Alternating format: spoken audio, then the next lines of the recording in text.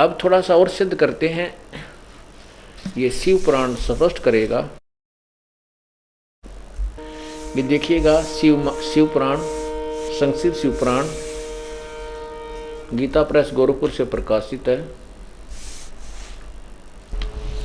देखिएगा, संक्षिप्त शिव पुराण, सचित्र मोटा टाइप, केवल हिंदी, संपादक है हनुमान प्रसाद पोदार। और ये कहाँ से प्रकाशित हुआ है? प्रकाशक एवं मुद्रक गीता प्रेस गोरखपुर, गोविंद भवन कार्यालय, कोलकाता का संस्थान। इस पे देखिएगा, इसमें देखिएगा, ये 5 अध्याय समाप्त होता है रुद्र संहिता का, और ये 6ठा प्रारंभ होता है रुद्र संहिता अध्याय 6। इसमें नारद जी ने अपने पिता ब्रह्मा जी से प्रश्न किया कि हे पिताजी, आप हमें बताइएगा कि इस संसार की सृष्टि किसने की, आपने की या विष्णु जी ने की या शिव जी ने की है? और इसमें हमने सुना है कि देवी जो है ये बहुत ही अच्छी जो है शक्ति है, ऐसे ऐसे। तो वो क्या बताता है ये पढ़िएगा, अपनी स्वयं पढ़िएगा, आप पढ़े लिखे शिक्षित हो। रुद्र संहिता अध्याय 6 पृष्ठ 99। ब्रह्मा जी ने कहा, ब्रह्मन देव शिरोमणे, तुम सदा समस्त जगत के उपकार में ही लगे रहते हो। तुमने लोगों के हित की कामना से ये बहुत उत्तम बात पूछी है, जिसके सुनने से संपूर्ण लोक के समस्त पापों का अक्षय हो जाता है। यह अनामय शिवत्व का मैं तुमसे वर्णन करता हूँ। शिवत्व का स्वरूप बड़ा ही उत्कृष्ट और अद्भुत है, जिसमें समस्त चराचर जगत नष्ट हो गया था। सर्वत्र केवल अंधकार ही अंधकार था। उसमें तत् सद्ब्रह्म, ये बिल्कुल स्पष्ट लिखा, तत्व माने वह है सद्ब्रह्म, सच्चा साहेब, सच्चा भगवान। इस श्रुति से जो सत्य सुना जाता है एकमात्र ही शेष था, एकमात्र ही शेष था। आगे देखिएगा, जिस ब्रह्म के बारे में, जिस परब्रह्म के विषय में ज्ञान और अज्ञान से पूर्ण उक्तियों द्वारा इस प्रकार विकल्प किए जाते हैं, उसने कुछ काल के बाद, कुछ समय के बाद द्वितीय की इच्छा प्रकट की। उसके भीतर एक से अनेक होने का संकल्प उदित हुआ। तब उस निराकार परमात्मा ने अपनी लीला शक्ति से अपने लिए मूर्ति यानी आकार की कल्पना की। मूर्ति माने आकार की कल्पना की। वह आगे देखें,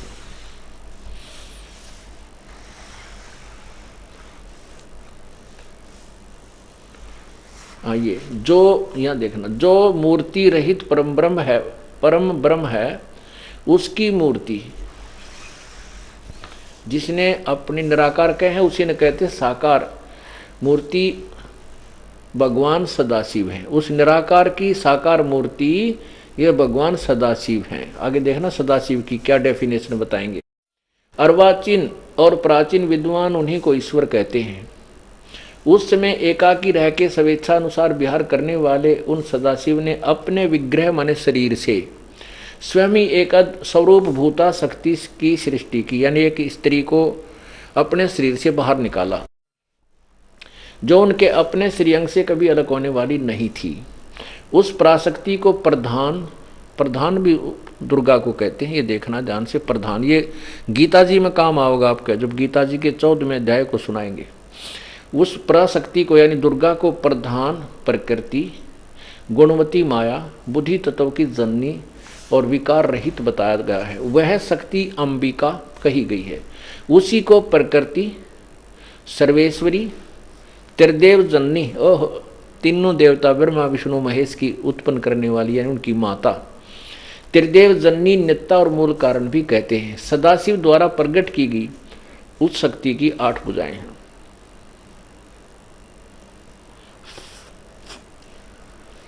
अब देखो स्पष्ट हो गया कि दुर्गा को प्रकृति भी कहते हैं, प्रधान भी कहते हैं, त्रिदेव जननी और नित्या और मूल कारण भी कहते हैं। सदाशिव द्वारा प्रकट की गई यानी काल ने अपने शरीर से, काल के शरीर से परमात्मा ने निकाली थी, वास्तविकता ये है। उसकी 8 भुजाएं हैं, ये भी स्पष्ट हो गया।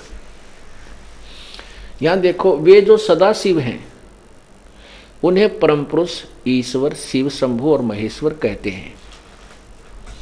यहां देखना, वे सदाशिव जिसको कहते हैं वे अपने सारे अंगों में भस्म रमाए रहते हैं उन काल रूपी ब्रह्म ने। अब देखो ये जो सदाशिव कहा इन्होंने,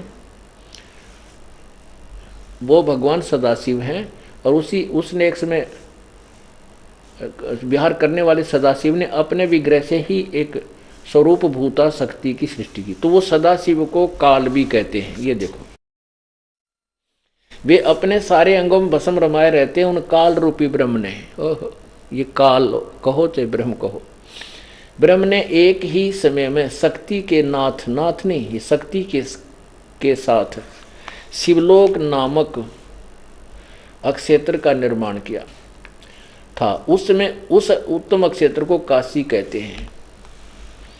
वे प्रिया और प्रियतम रूप शक्ति और शिव, दुर्गा और शिव पति पत्नी रूप में प्रियतम, प्रिया और प्रियतम रूप जो परमानंद स्वरूप है उस मनोरम क्षेत्र में नित्य निवास करते हैं।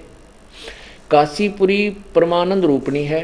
मुने उस शिव और शिवा ने प्रलय काल में भी कभी उसको अक्षेत्र को अपने सानिध्य से मुक्त नहीं किया, इसलिए विद्वान पुरुष उसे अविमुक्त अक्षेत्र नाम से जानते हैं। ठीक है, यहाँ देखिए, देवर से एक समय उस आनंद वन में रमण करते हुए शिवा और शिव के मन में यह इच्छा हुई कि किसी दूसरे पुरुष की सृष्टि करनी चाहिए, जिस पर यह सृष्टि संचालन का महान भार रखकर हम दोनों केवल काशी में रहकर स्वेच्छानुसार विचरें और निर्वाण धारण करें। यहाँ देखो, ऐसा निश्चय करके शक्ति सहित सर्वव्यापी परमेश्वर शिव ने अपने वाम भाग के 10वें अंग पर अमृत मल दिया। फिर तो वहां से एक पुरुष प्रकट हुआ जो तीनों लोकों में सबसे अधिक सुंदर था, वह शांत था, उसमें सद्गुण की अधिकता थी, वह गंभीरता का अथाह सागर था। अब देखो 101 पर पढ़ा आपने, अब 102 पर देखें। 102 पे अब शिव ने कहा, वत्स, वो जो पुत्र उत्पन्न हुआ, शिव ने कहा, उस काल ने कहा कि बेटा आप व्यापक होने के कारण तुम्हारा विष्णुनाथ नाम विख्यात हुआ, उसका विष्णु नाम रख दिया। अब देखो ब्रह्मा जी बता रहे हैं, ब्रह्मा जी कहते हैं देवर से, तत्पश्चात कल्याणकारी परमेश्वर शाम सदाशिव ने पूर्ववत जैसे विष्णु पैदा किया था ऐसे ही मुझे अपने दाहिने अंग से उत्पन्न किया। महेश्वर ने मुझे तुरंत ही अपनी माया से मोहित करके नारायण देव की नाभिक मन में डाल दिया और लीला पूर्वक मुझे वहां से प्रकट किया। अब इससे क्या सिद्ध हुआ कि इस काल रूपी ब्रह्म तय अर्थात सदाशिव तय ब्रह्मा और विष्णु की उत्पत्ति सिद्ध कर दी। आगे चलकर इस काल ने ब्रह्मा और विष्णु का आपस में झगड़ा हो गया, इनके बीच में एक सतम रख दिया, तेजो में सतम बीच में डाल दिया, तो ये दोनों उसके और छोर ऊपर नीचे देख कर उसका एंड देखने लगे, उसका कहीं उनको और छोर नहीं मिला। फिर वहाँ कहते हैं वो साकार परमात्मा ये काल प्रकट हुआ और उसने कहा कि तुम दोनों मेरे से उत्पन्न हुए और तीसरा जो रुद्र है वो भी मेरे से उत्पन्न होगा और तुम मिलकर के जो है इस सृष्टि के कार्य को प्रारंभ करो। अब यहाँ दिखाते, क्योंकि यहाँ जो लेखक ने अनुवादकर्ता ने ये सोचा कि तू जो लिख रहा है, अनुवादकर्ता इसमें गड़बड़ कर गया है, बाकी संस्कृत वाली में और अच्छी तरह क्लियर है। तो यहाँ 9वें अध्याय में स्पष्ट किया है, ये 4 सिद्ध कर दिए। ये देखो, ये अध्याय 9 चल रहा है, ये अध्याय 9 यहाँ समाप्त होता है। प्रश्न नंबर 110 पे वही संक्षिप्त शिवपुराण 9वां अध्याय में एंड में लिखा है कि इस प्रकार ब्रह्मा, विष्णु और रुद्र यानी ये शिव, इन तीनों देवताओं में गुण है, परंतु शिव गुणातीत माने गए। शिव कौन है? ये काल है।